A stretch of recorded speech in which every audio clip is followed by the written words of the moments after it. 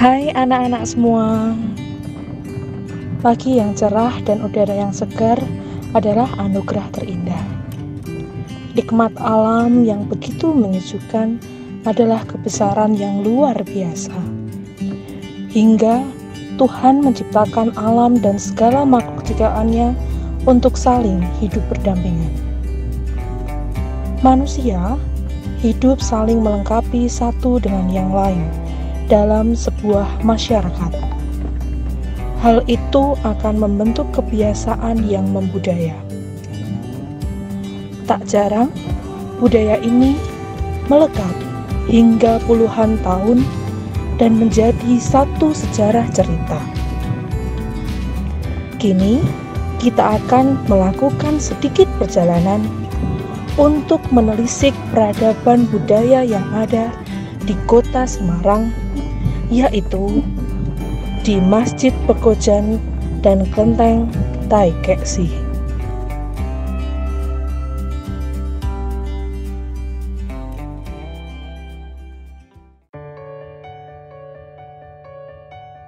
Masjid Pekojan merupakan salah satu masjid peninggalan di era kolonial Belanda. Masjid ini sudah sangat tua. Masjid ini berada di salah satu kampung yang sangat terkenal di kota Semarang, yaitu Kampung Pecinan. Mari kita menelisik lebih jauh bagaimana peninggalan peradaban Islam berikut ini.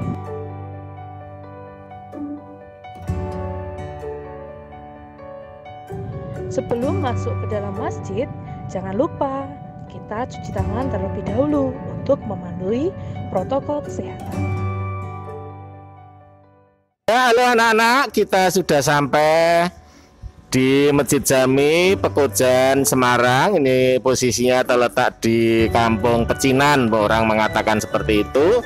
Dan tadi sudah disampaikan bahwa Masjid Jami ini salah satu situs peninggalan bersejarah masa lalu sebelum Belanda. Maka secara lebih jauh mari kita dengarkan penjelasan lebih lengkap dari Pak Ali yang mengelola masjid ini sudah cukup lama. Assalamualaikum warahmatullahi wabarakatuh. Waalaikumsalam.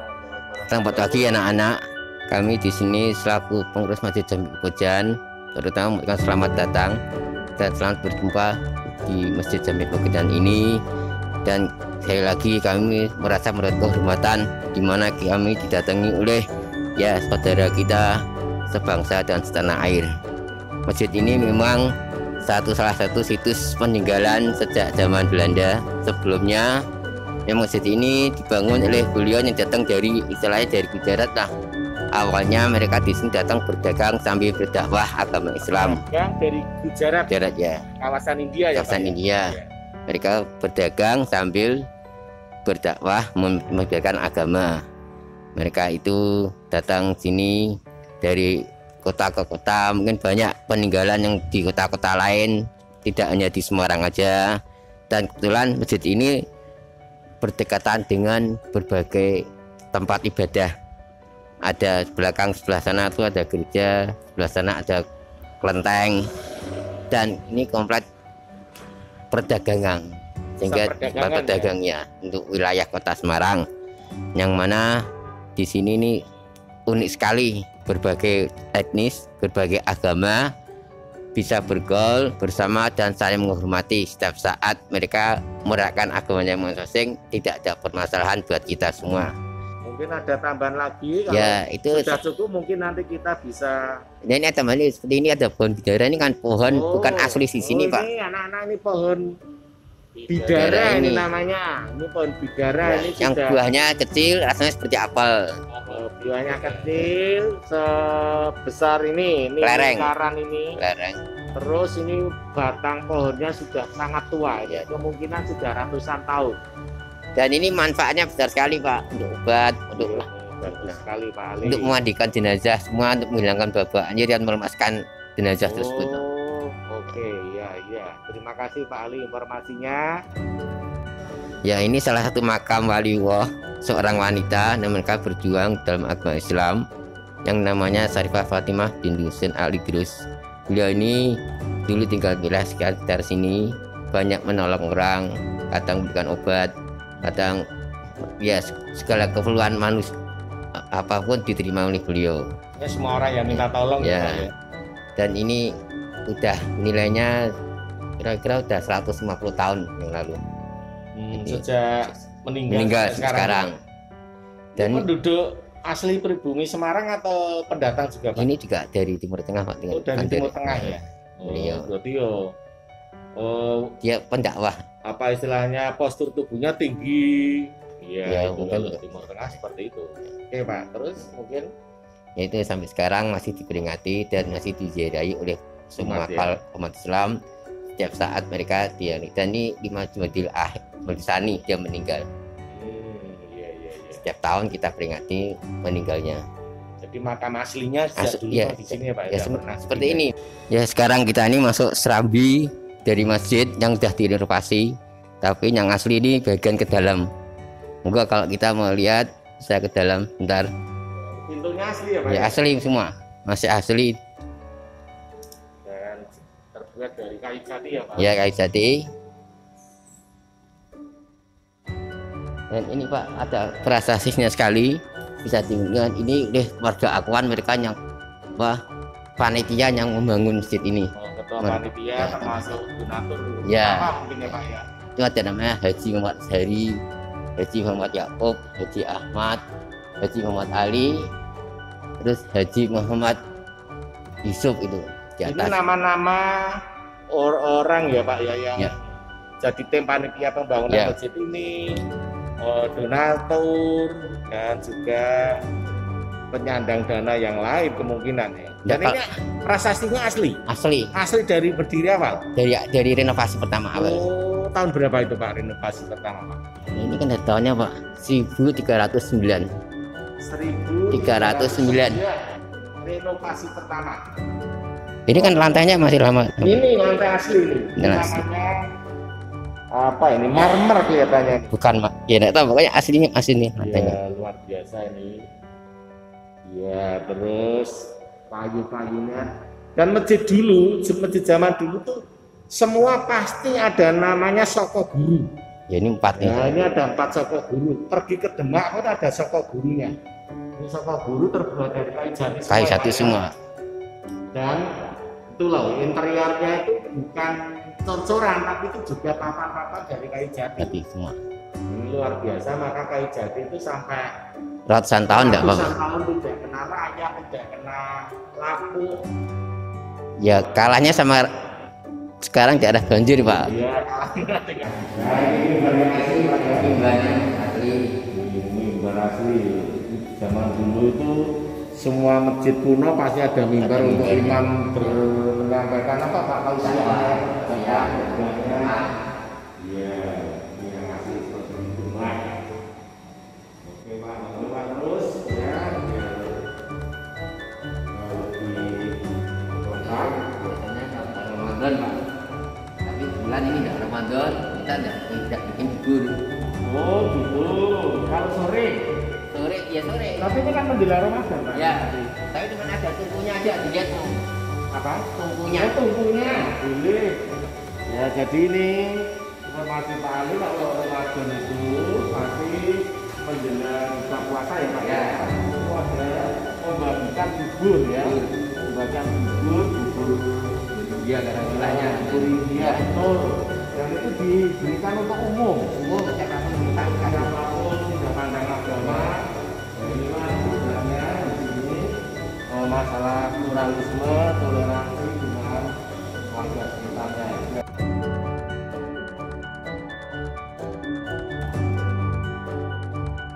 Baik, anak-anak semuanya sudah keliling muteri komplek Masjid Jami di Pekojan Semarang, salah satu peninggalan situs sejarah masa lalu jauh sebelum Belanda datang ke Indonesia, dan mengakhiri pertemuan atau menggali informasi pada kesempatan hari ini. Sekali lagi Pak Ali, kami dari tim guru-guru SD Karangturi mengucapkan terima kasih ya Pak Ali, jangan kapok karena ini penting untuk diketahui oleh seluruh masyarakat. Dan ternyata Masjid Jami termasuk masjid tua di kota Semarang. Dan sekali lagi mohon maaf apabila kesempatan hari ini mengganggu kesibukan Pak Ali. Dan kami berdoa semoga Pak Ali selalu sehat, seger waras, sejahtera bersama anak cucu.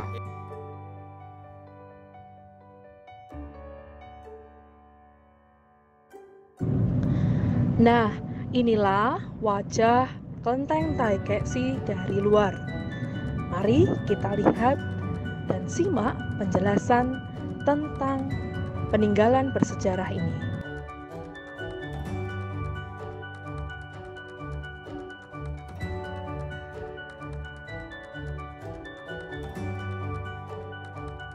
Eits, jangan lupa cuci tangan terlebih dahulu. Anak-anak, kita lanjutkan perjalanan kita tadi dari Masjid Pekojan. Selanjutnya kita sudah sampai di tempat ibadah yang terkenal di Kota Semarang dan paling besar di Kota Semarang, yaitu Kelenteng Taikeshi.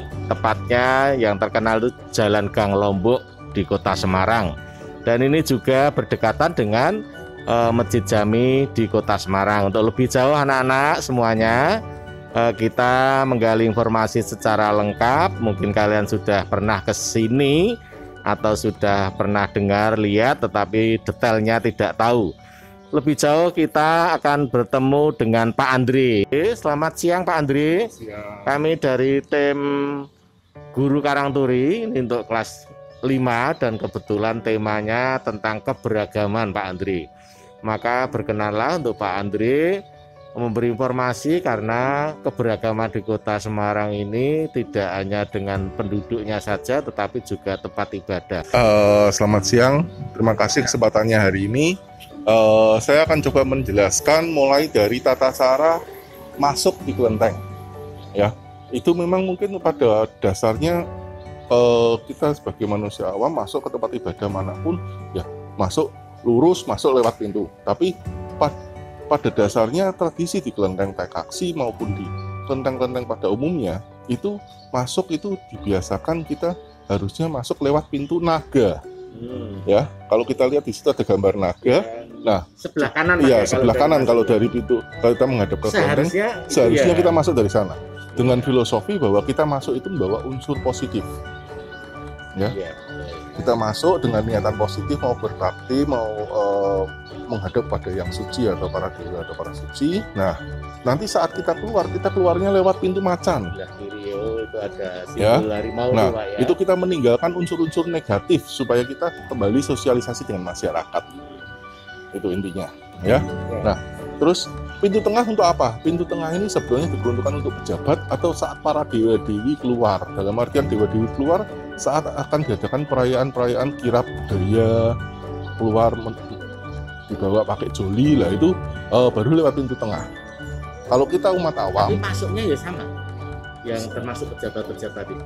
iya lewatnya pintu tengah. Oh, keluar masuknya tengah. Ya, kalau kita yang orang awam baru lewat pintu kanan, itu untuk keluarnya lewat pintu kiri, seperti itu. Ya, itu tahapan awalnya. Karena kita membawa unsur semuanya tetap menggunakan, karena kita kelenteng Tridharma, kita menggunakan yin dan yang. Seperti itu. Ya. Pak, sejauh ini saya Pak berpikir juga, ini bangunan ini berdiri tahun berapa, dan ini tuh Ya. kayu atau cor-coran beton ya Pak ya? Ini semua bangunan yang di area tengah, altar tengah ini semua masih berupa kayu asli. Berarti ini kayu Dari asli. 1746. 1746, Ya. 1746. Jadi, Kalau kita bicara asal muasal kelenteng Taikeshi dulu berdiri itu di Balai Kamba dengan nama Kwan Im Ting, atau sekarang sering disebut Jalan Gang Belakang. Oh, yang termasuk Pecinan, ini ya. ya. Itu Jalan Gang Belakang, itu di sana.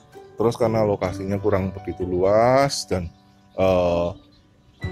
masyarakatnya itu kurang ini, makanya dipindahkanlah ke sini. Nah, dipindah ke sini. Sini dulu tuh ladang Lombok, makanya sering disebut kelenteng Gang Lombok. Asal muasalnya sini dulu ladang Lombok semua area. Mari kita masuk.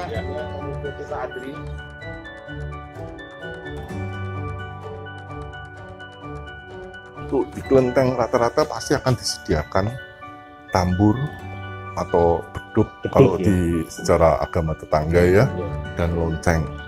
Itu untuk simbol bahwa akan dimulainya suatu upacara atau peribadatan. Iya. Seperti itu. Jadi saat kita masuk tadi dari pintu naga masuk, terus itu nanti saat mau upacara itu dilakukan pembunyian tambur dan genta, dung dung teng, seperti itu. Nah, upacara di agama apapun tetap yang utama adalah kita menghadap pada Tuhan Yang Maha Esa. Iya. Nah, makanya altar untuk Tuhan Yang Maha Esa itu ada di depan kita ini, ya, yang altar utama ini. Ini altar utama Ya. Nah, yang di tengah ini lubang ini adalah sumur langit namanya. Jadi tujuannya karena Tuhan itu bentuk dan rupanya kan tidak pernah bisa dibentukkan, digambarkan. Makanya secara agama Tridharma kita cukup menghadap kepada Dien atau kepada langit yang sama, ya, yang sama bentuknya tidak bisa dibentuk atau rupanya. Langit itu seperti apa kita tidak pernah bisa tahu bentuknya, ya.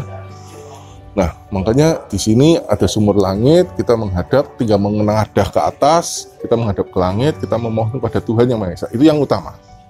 Baru yang kedua kita beribadat kepada Samkwan. Samkwan itu kepada 3 alam. Kita harus ingat bahwa kita hidup ini di alam, kita butuh udara yang kita hirup, tanah yang kita pijak, dan air sumber kehidupan kita. Jadi kita mengucap syukur dulu pada alam, baru kepada semua para dewa-dewi. Seperti itu. Kelenteng Tekaksi sendiri itu tuan rumahnya adalah Dewi Kuan Im atau Dewi Welas Asih. Mungkin kalau bagi anak-anak mungkin pada lebih mengenal film Sun Gokong. Nah, di situ ada Dewi Kuan Im, ya kan? Nah, kita itu tuan rumah dari Kelenteng Tekaksi. Nah, Kelenteng Tekaksi ini terdiri disebut Kelenteng Tridharma. Maksudnya adalah yang memiliki ada unsur Budanya, ada Konfusius atau Konghucunya, dan ada Taoismenya. Gitu. Nah, makanya di altar tengah utama ini, bagian belakang itu ada Triratna Buddha. Yang besar-besar itu patungnya. Dari itu kadang-kadang ada yang berpikir itu katanya Kelenteng, tapi kok orang Buddha kok sembahyang di situ. Ya. Nah, itu berarti Ya. ini Ya. jelas lagi. Jadi karena memang kita adalah Kelenteng Tridharma yang memiliki 3 unsur, Buddha, Konghucu, dan Taoisme. Jadi umat Buddha juga bisa beribadah di sini, umat Konghucu juga bisa beribadah di sini, umat Taoisme juga bisa beribadah di sini. Ini sesosok dari Cheng Ho. Laksamana Cheng Ho. Iya. Ya. Yang tiap tahun kita lakukan adalah kirap budaya, membawa rupang atau patungnya dari Cheng Ho itu dinaikkan ke tandu.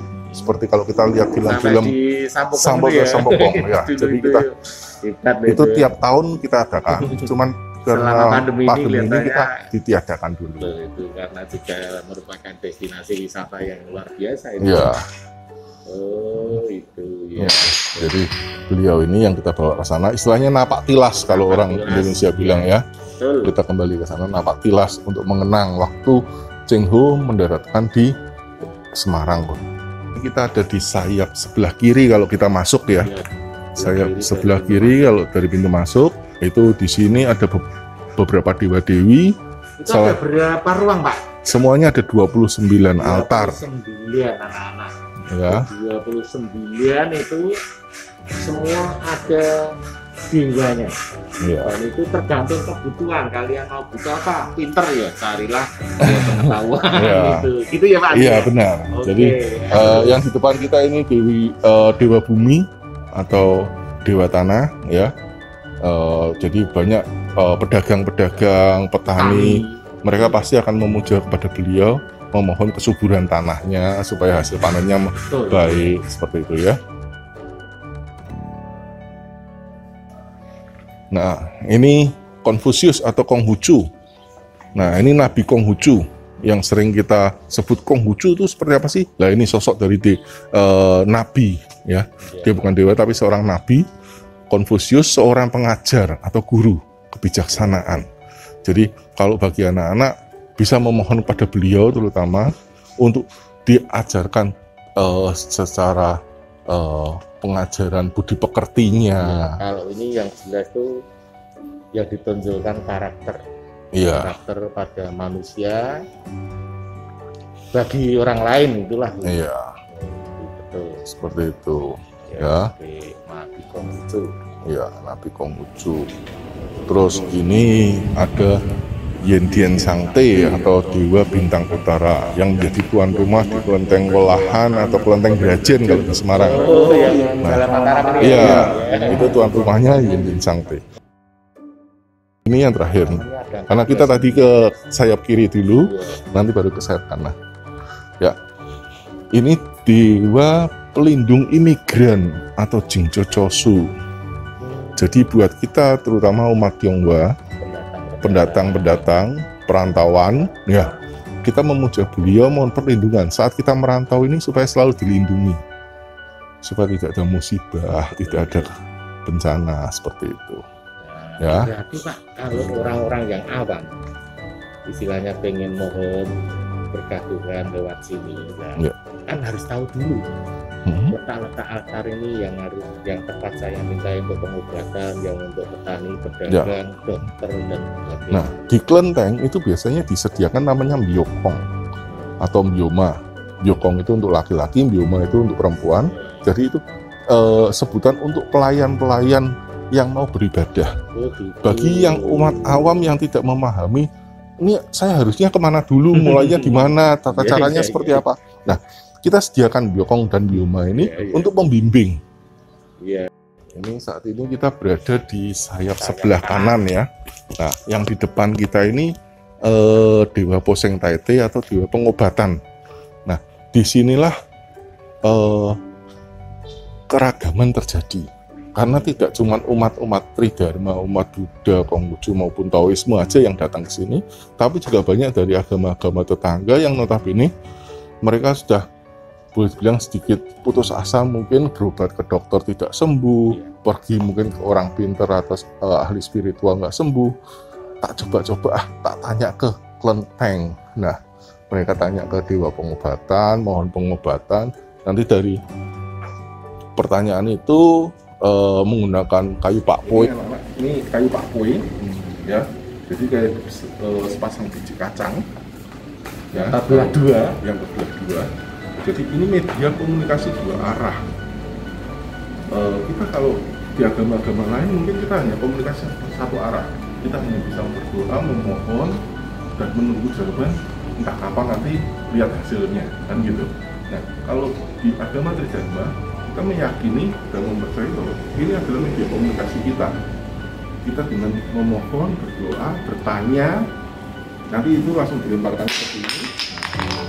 Nah, kalau jawabannya seperti ini bolak-balik berarti jawabannya iya. Kalau jawabannya buka semua itu mayoritas atau mungkin. Kalau jawabannya tutup semua itu tidak. Ya. Jadi ini media komunikasinya. Nah, setelah pertanyaan menggunakan ini nanti dilanjutkan dengan kayu ciamsi. Tapi ada yang bimbing Pak kalau orang khusus. Bisa. Ini kalau Iya. supaya lebih terarah, Lebih jelas, tahu ya, kalau bagi yang kurang paham ya itu nanti lewat melalui mbyokong atau mbyoma. Ini namanya kotak ciamsi atau kaleng ciamsi ya. Nah, di sini itu ada batang-batang seperti lidi dari bambu yang notabene di sini tulis angka ya. Total semua ada 100 batang satu ini. Orang menyebut batang ramalan. Ya, Orang yang bisa ramalan pertanyaan, bisa juga untuk resep obat karena batangnya beda-beda. Kalau yang ramalan 60 biji, 60 batang. Kalau yang obat 100. ini termasuk yang obat. Ini obat. Nah, ini biasanya untuk tanya tentang pengobatan kepada dewa pengobatan. Jadi ini sistemnya seperti ini. Ambil, kita ngambil. Oh, dapat sendiri satu. Nah, ini Nah, ini itu nomor 25. ya. Ini nomor 25. Nah, nanti kita obatnya itu sebelum kita kocok seperti ini tadi, kita tanya dulu mau kita minta obat untuk siapa? Untuk diri kita. Contohnya anak-anak masih SD kan ya, kelas 5. Jadi kita tanya saya mau mohon obat untuk saya sendiri. Nah, anak-anak berarti. Ya resepnya nanti sampaikan ke mbyokongnya. Minta resep nomor 25 anak-anak. Oh Seperti itu. Karena di sini resep ada untuk laki-laki dewasa, wanita dewasa, dan anak-anak supaya tidak overdosis. Belakang kita ini juga keuangan, ini biasanya papa mama ini yang suka kesini. Ya ini sekilas gambaran untuk Pak Andi yang ada di investasi. Cukup itu Pak Andri? Oke, terima kasih luar biasa ini Pak Andri, anak-anak sudah memberi informasi lengkap sekali dari tidak tahu menjadi tahu, jadi kurang paham jadi lebih paham. Nah inilah pentingnya kita belajar dari narasumber langsung di Kelenteng Taikeksi. Ternyata ini istimewanya, Kelenteng Taikeksi itu bukan punya umat Konghucu saja, bukan umat Buddha saja, bukan kepercayaan Tao yang itu kepercayaan paling tua di Cina. Tapi itu ketiga-tiganya lebih hebat lagi, umat non di luar Konghucu, di luar tiga tadi juga banyak umat pendatang yang tujuannya mencari keselamatan. Keselamatan bukan dari hanya satu keyakinan yang kita miliki, tapi Tuhan memberi keselamatan juga di luar rumah kita banyak.